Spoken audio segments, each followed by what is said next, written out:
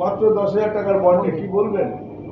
দেখুন, Paschimbangla lower court judiciary যেটা control করছে পশ্চিমবাংলা ল ডিপার্টমেন্ট, এখানে মলয় ঘটক ল যে সেক্রেটারি আছে তাকে দিয়ে পুরো ইনফ্লুয়েন্স করে।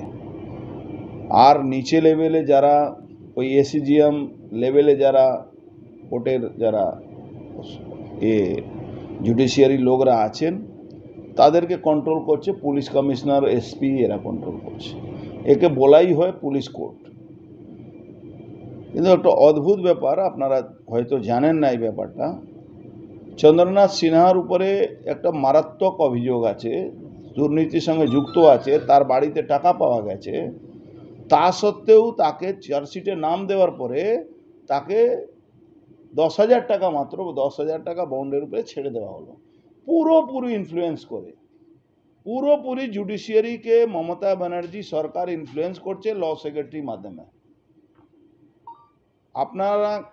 আপনাদেরকে আরও একটা কথা জানাই, এই যে জ্যোতিপ্রিয় মল্লিক যে অ্যারেস্ট হয়েছিল, তারপরে বাকিবুর যে অ্যারেস্ট হয়েছিল, এরা সবাই ইডি মামলায় পুরো 100% ম্যানুপুলেট করে এদেরকে বেল দেওয়া হয়েছে। এখন ইডিকে বা সিবিআইকে বা এনআইএ যে মামলাগুলো আছে, ইমিডিয়েট পশ্চিম বাংলা থেকে হস্তান্তর করতে হবে অন্য রাজ্যে।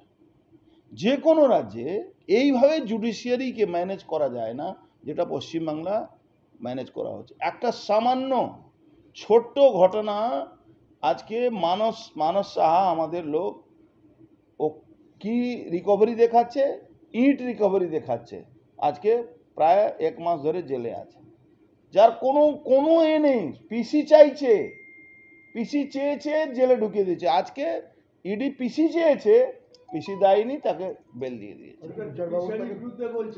বলছি তো আমি, লোয়ার কোর্টে, লোয়ার লেভেলে পশ্চিমবাংলা যদি হাইকোর্ট না থাকতো, এখানে কোনো বিরোধী মানুষ বাঁচতে পারতেন না, যারা সরকারের বিরোধী।